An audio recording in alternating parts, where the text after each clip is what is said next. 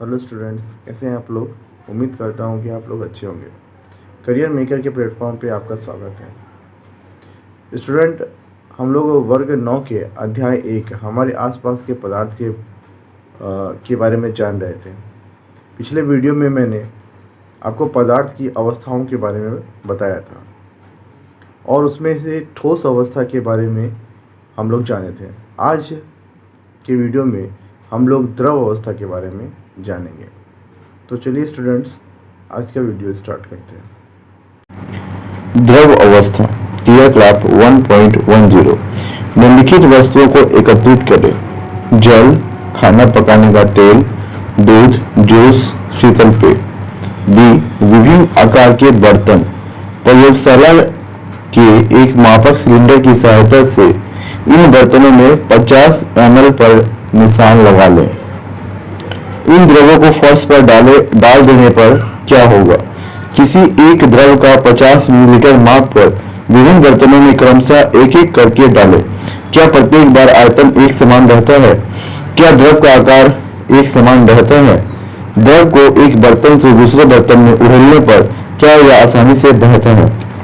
तो यह क्रियाकलाप आपको बेसिकली ये बताने के लिए है कि जो द्रव है, अगर हम 50 मिलीलीटर उसे माप करके किसी एक बर्तन में रखेंगे, फिर उसे बर्तन से जब हम दूसरे बर्तन में रखेंगे तो भी उसका माप 50 मिलीलीटर ही रहेगा। फिर अगर तीसरे बर्तन में डालते हैं तो भी 50 मिलीलीटर ही रहेगा। वह 50 मिलीलीटर से 51 या 49 नहीं हो सकता। तो हम यहाँ पे क्या देखते हैं कि हर समय उसका आयतन एक जैसा होता है। आयतन, जैसा कि मैंने स्टूडेंट्स आपको बताया था, आयतन मतलब कि जो वस्तु जितना स्थान छेदता है वह उसका आयतन होता है। मतलब कि द्रव जो अगर हमने 50 मिलीलीटर माप से लिया है तो वह द्रव हमेशा 50 मिलीलीटर के ही माप में होगा, वह कम या ज़्यादा नहीं हो सकता है। लेकिन हम क्या देखते हैं कि अगर 50 मिलीलीटर का एक मग है तो वह मग के आकार का हो जाएगा। यदि वही 50 मिलीलीटर अगर हम दूसरे बर्तन में लेते हैं या बाल्टी में हम ले लेते हैं तो भी वह 50 मिलीलीटर होगा। फिर जब हम उसे किसी दूसरे आकार के बर्तन में रखेंगे तो वह उसका आकार ले लेगा। इस तरह से हम क्या देखते हैं कि आयतन में तो किसी प्रकार की वृद्धि नहीं हुई, आयतन 50 मिलीलीटर ही रहता है। लेकिन हाँ, ये जो द्रव है वह जिस प्रकार के बर्तन में रखा जाता है वह उसका आकार लेता रहता है। इस तरह से हम कह सकते हैं कि द्रव जो होता है उसका आयतन निश्चित होता है, परंतु आकार जो होता है वह अनिश्चित होता है। प्रेक्षण से हम पाते हैं कि द्रव का आकार नहीं लेकिन आयतन निश्चित होता है। जिस बर्तन में इन्हें रखा जाए तो ये उसी का आकार ले लेते हैं। द्रवों में बहाव होता है और इनका आकार बदलता है, इसलिए दृढ़ नहीं लेकिन तरल होते हैं। जैसा कि हमने स्टूडेंट देखा था कि ठोस जो होते हैं वह दृढ़ होते हैं, कठोर होते हैं, जबकि उसकी अपेक्षा जो द्रव होते हैं वह ठोस नहीं होते बल्कि तरल होते हैं, क्योंकि वह बहाव होता है, उनमें वह बह जाते हैं। जैसे कि दूध हो गया, जूस हो गया, शीतल पेय हो गया, जल हो गया, तेल हो गया, ये सभी जो होते हैं इनमें बहाव होता है। जब हम इसे किसी फर्श पे डालते हैं तो यह फर्श पे बहने लगते हैं।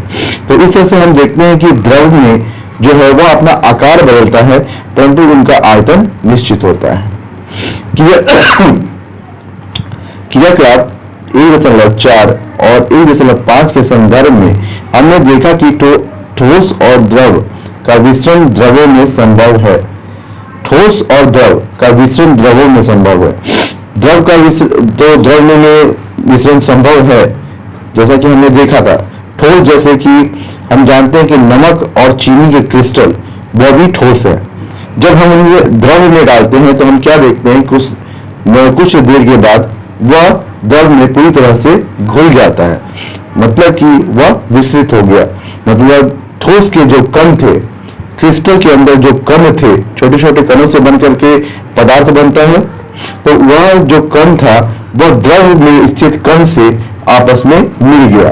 क्योंकि ऐसा इसलिए हो पाया संभव क्योंकि उनके कणों के बीच क्या होता है, रिक्त स्थान होता है, इसलिए इसमें विसरण संभव है। तो हम देखते हैं कि वातावरण की गैसें विसरित होकर जल में घुल जाती हैं। ये गैसें विशेषतः ऑक्सीजन एवं कार्बन डाइऑक्साइड जो जलीय जंतुओं तथा पौधों के लिए अनिवार्य होती हैं। हम जानते हैं जैसे स्टूडेंट्स जो है पानी में ऑक्सीजन जो होता है वह घुला हुआ होता है, जिसका उपयोग मछलियां या जलीय अन्य जलीय जीव श्वसन के लिए करती हैं ऑक्सीजन का उपयोग। तो ऑक्सीजन एक गैस है, वह विसरित होकर के द्रव में घुला रहता है, जिसके वजह से जलीय जंतु श्वसन की क्रिया कर पाते हैं। सभी जीवधारी अपने जीवन निर्वाह के लिए श्वास लेते हैं। जलीय जंतु जल में घुली ऑक्सीजन के कारण श्वास लेते हैं। इस तरह से हम इस निष्कर्ष पर पहुंचते हैं कि द्रव में ठोस, द्रव और गैस तीनों का मिश्रण संभव है। तो हम इस तरह से देखिए स्टूडेंट कि द्रव में जो है वह ठोस भी घुल सकता है, द्रव भी घुल सकता है, और गैस जो ऑक्सीजन कार्बन डाइऑक्साइड है वह भी उसमें घुल सकता है। उसमें भी द्रव में इन तीनों चीजों का मिश्रण संभव है। ठोसों की अपेक्षा द्रवों में मिश्रण की दर अधिक होती है। ऐसा इसलिए है क्योंकि द्रव अवस्था में पदार्थ के कण स्वतंत्र रूप से गति करते हैं और ठोस की अपेक्षा द्रव के कणों में रिक्त स्थान भी अधिक होता है। इस तरह से यह द्रव अवस्था यहाँ पे समाप्त होता है। अगले वीडियो में हम लोग गैसीय अवस्था के बारे में जानेंगे। तो धन्यवाद।